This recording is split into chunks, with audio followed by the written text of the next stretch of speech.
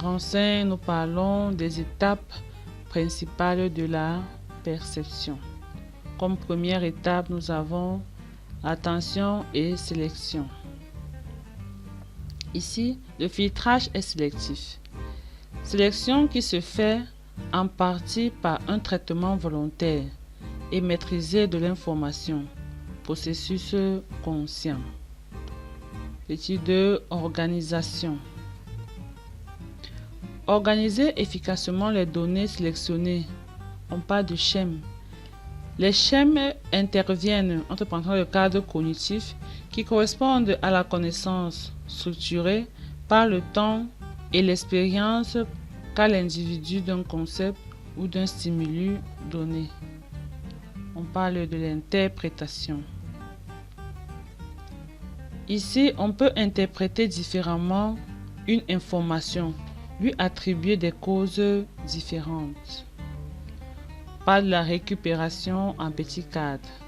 Cette dernière étape du processus de perception permet de récupérer l'information en mémoire. La mémoire flanche fréquemment.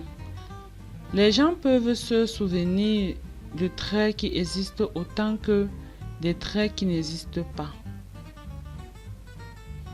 En grande scène, nous abordons la notion de perception et apprentissage.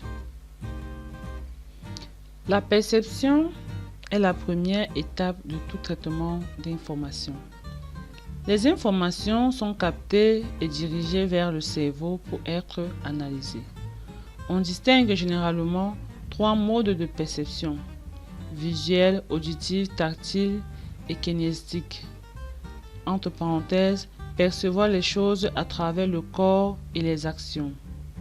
Une fois analysée, l'information peut être reconnue si elle n'est pas nouvelle ou être associée mentalement à des éléments déjà connus.